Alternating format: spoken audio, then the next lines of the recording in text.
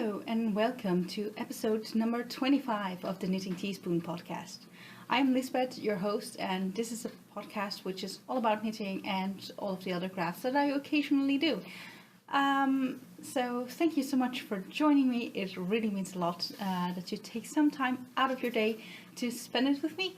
I'm really glad that, you guys are watching this, and I really enjoy the conversation that is going. So thank you for that. This week is going to be a little bit of another episode than usual because of the content that's in it. The main reason for this is that I really only worked on one project, and if you watched last week's episode, you will probably know which one it is.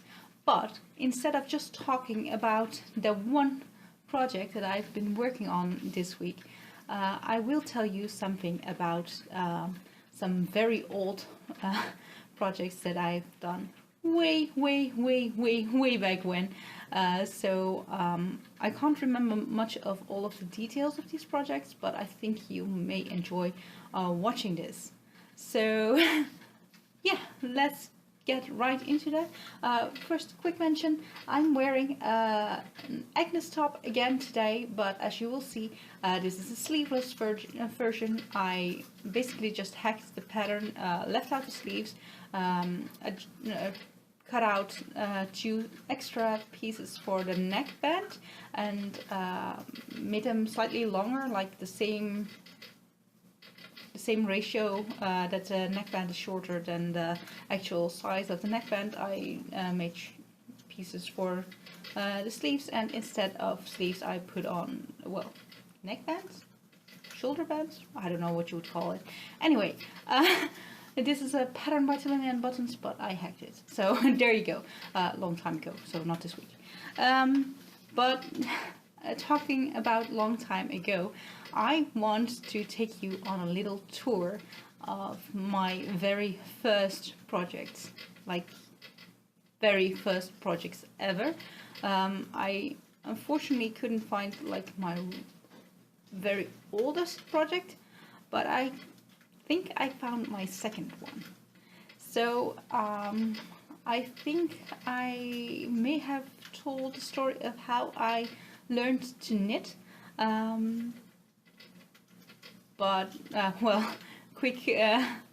Quick version of the story. When I was a child, I was quite inquisitive.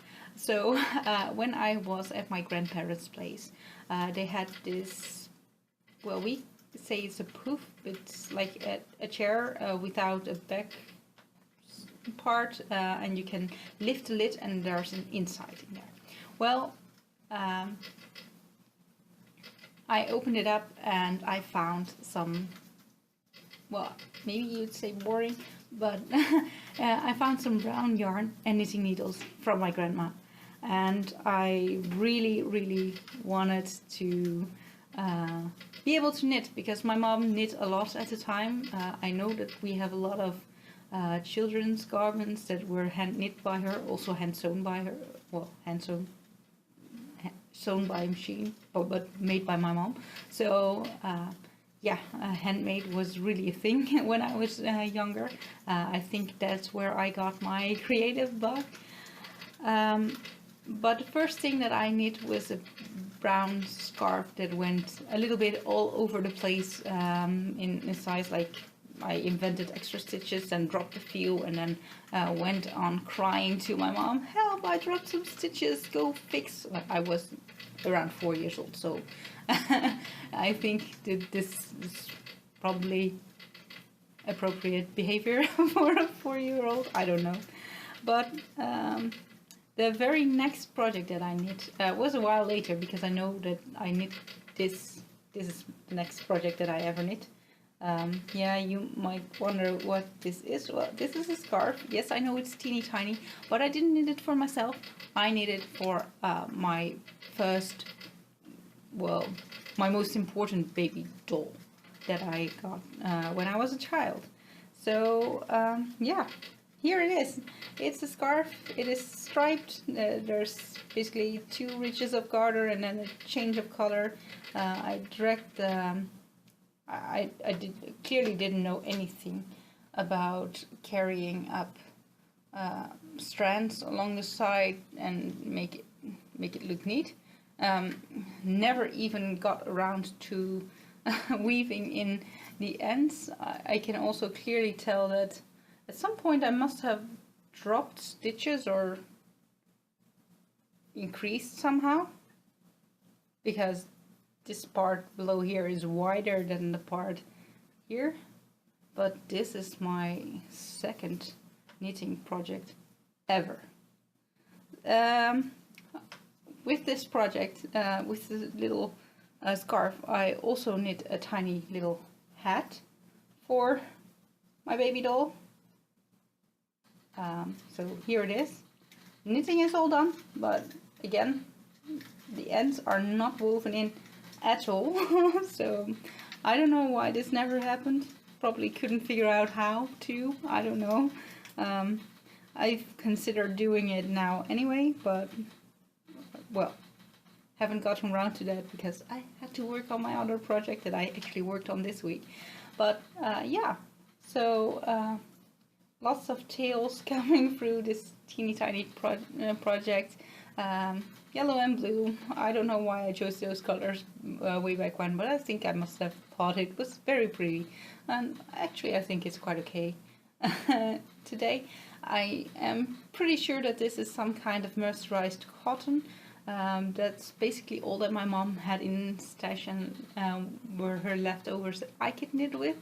I know that she made a lot of doll clothes. It's a baby born doll. I don't know if that means anything to any of you, but I had a doll that was baby born, and it was all the rage in the 90s, and I actually played a lot with my doll. My doll was called Roseanne. Yeah. So I made her some clothes. Yeah, as little children do, I guess, making toys or attributes for their toys. So, to stay on topic, I also made a teeny tiny sweater for a doll that I got to play with when I was a little bit older, because I also had Barbie dolls when I was younger. And I also had some smaller dolls that were not actually Barbie dolls, but one of them was like teen sized compared to a Barbie doll, if you would consider that an adult. And I made this teeny tiny sweater out of it. And I must say, I think it is really stunning still. I mean, it's maybe not that much my color, although the color scheme, the yellow, green and red happens to be taken into my new home, but this very bright yellow, yeah, you won't see me wearing this bright yellow very soon, except maybe for socks. So yeah, I really like the way that it is finished actually. There's no finishing whatsoever on the neckline or on the hem of the sweater, but I did hem the tiny little sleeves somehow. I completely can't remember how I did this, but from the look of it, I must have used a sewing machine. I don't know how old I was when I made this. I guess around 10 years old. Yeah. I must have used a sewing machine, because there's no way that I could produce this neat stitching by hand, I think. But yeah, I even folded over this part that's still, well, not as neatly finished as I would finish my sewing today, but yeah, I'm still quite proud of it, and especially, well, the front piece is really, I think it's just stunning. I don't know how I ever decided to do this, whether this was a pattern that I had found at the time, or whether I just invented it. I may have just seen a picture of these lines and just decided to stitch it, but I think it's more likely that I found a pattern of this somewhere. I know that my mom had a lot of magazines for all kinds of crafts, so it's most likely that, but I just don't know. But I really like this sweater, so yeah, it's going to stay with me, and it's not very big to keep, so you can see like, it's never going to fit me. But yeah, I'm really proud of that. And then there is another project that I would like to share with you, and this is one of my very first crochet works. And yeah, you can see the skein is still attached. It's not really finished yet, but the story of me learning how to crochet is a little bit different than my knitting story, because I never learned to crochet when I was a child. When I was 18, I moved out because I became a student here in Eindhoven, and I moved here. Yeah, my parents remained in the part of the Netherlands where they were, and somehow my mom had completely forgotten to teach me how to crochet. She wasn't even aware that she didn't. Or maybe I learned at some point and I completely forgot. Who knows? But won't blame her for that. But I have a few cousins living in this town, and one of them was crocheting little flowers, and I wanted to learn how to do that. So I know that one afternoon my cousin was teaching me how to crochet the teeny tiny little flowers. And after that, I must have been within the month, I went back to my parents' place, bought a book on how to crochet, and also told my mom, look what I learned. I learned how to crochet, and I already knew a little bit about finger crochet, but that's basically only learning how to do single crochet, so I couldn't make any fabric with it, just the loops. I learned that in primary school, so when I was around 8, but I never learned how to make a fabric from that. And well, here it is, and here is what my mom taught me. So you can clearly see that I was a little bit older when I started doing this. I think I had more of a feeling for tension, and probably also for making slightly more boring projects. I don't know. This is not exactly exciting, I'd say, but for me it's really just a trip down memory lane. I don't know. This could just become a pot holder if I make it a little bit larger. They're all. Well, I don't know how you would call these type of crochet stitches. Maybe one of you, if you're a crocheter, will know.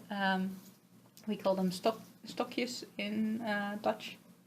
I learned how to crochet in Dutch, so I also learned how to sew and how to knit in Dutch, but my knitting and my sewing then further improved while I moved out, and I learned most of what I did from English resources such as YouTube videos, from mostly for my knitting, and the book by Tilly and the Buttons for my sewing. So those resources I have in English. I know that quite a bit of that is also available in Dutch, but I just never learned those words in Dutch.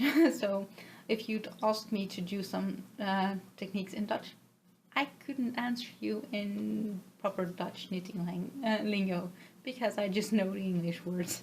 And even those, of course, I don't always know. But crochet is a different story, because I bought a Dutch book and I learned from the Dutch book, and from that, well, I never really got far, I think. Also, my sister likes to crochet, so she buys way more books than I do, and I think she only buys Dutch books for crochet. She can read and understand English perfectly, and also speak it quite fluently, as is the case for most Dutch people of my generation. But yeah, so I thought I would take you along with me on this trip down memory lane. Yeah. There's one more project that I brought along that is really old, and I know that I made it when I was a teenager, I think in the first grade of secondary school. I went over to a friend's place and we decided we wanted to try and make teddy bears. Well, don't laugh, it looks ridiculous. But here is the first teddy bear, first and only teddy bear that I ever made. And maybe you can see why I never tried making a second teddy bear. But hey, it looks, well, weird. But yeah. I am still quite proud of how I managed to do this, because look at how much detail is in here. There's like tiny pieces for the ears and for the paws, and well, yes, I know that the legs are falling off, but yeah, apart from that, I really like the amount of details that were in there. Obviously, I didn't succeed in making the prettiest teddy bear ever, but yeah, it's still something. It doesn't have a tail. But yeah, I really enjoy all these very old projects. This one especially, I really like this one. Just my favorite thing, I think. So I think that's it for the trip down memory lane. So let's start talking about the one thing that I have been working on this week. Well, you probably guessed what it was if you've watched last week's episode. And it is my baby blanket, or rather toddler blanket. Or actually I got some comments that said that this might actually be a larger blanket than your average toddler blanket even. I don't know. It is, well, my wingspan, so about 1 meter 50, so 1 meter 50, 1 meter 60, something around that length. I don't know why I made it that long, because I was, I think, aiming for 60 inches. And I know that 40 is a meter, well, then it's probably about right. And about a meter wide. So I think this will make a very nice throw for over the couch of my cousin.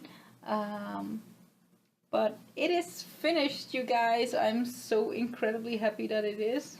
I just wasn't sure that I was going to make it until finishing point. Now I need to look very carefully which side is the up side. I think this is up. Right side up. No. It's not. It's the other way. You are now looking at the bottom of the blanket. Haha. So let's turn it around once more. There is a progress keeper that you guys will be able to see very clearly, just above square 13, and it has 22 squares in total. Like these squares is what I'm talking about.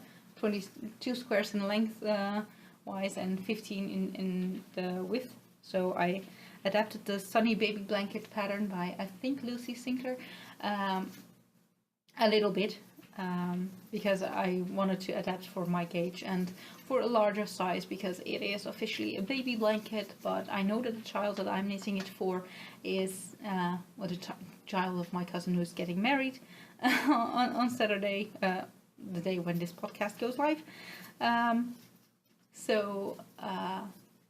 Yeah, I just wanted to make it a little bit bigger, because the child is 1.5 years old by now, almost 1.5 years old by now. So I didn't want to make it too tiny, because if it's too tiny it won't have any use for them, probably, unless they're going to have more children. But who am I to, say like, hey, go and have some more children? That would be really inappropriate. So yeah, it's finished, and I actually just finished it today. I really wanted to have it finished so that I can show you guys finished. Of course, none of the ends are woven in yet, but yeah, that I will have to do in the car on my way to the wedding. So yeah, but it's going to be a lovely gift. I'm pretty sure of that. So yeah, I'm so incredibly proud that I did it. I mean, this is a blanket in 2 weeks. Well, 2 weeks and half a day or something. I started it 2 weeks ago on a Wednesday. Today is Wednesday for me, not my usual podcasting day, but has everything to do with this very same blanket, or rather the wedding that I want to attend, and yeah, leaves me less time to podcast later this week. So yeah, that's my one and only project for this week. And then I have one more bit of content for you, and that's a purchase that I did. And I'm not really sure if I want to share all of my purchases that I ever do, because, well, who knows? I don't think it's necessarily that interesting.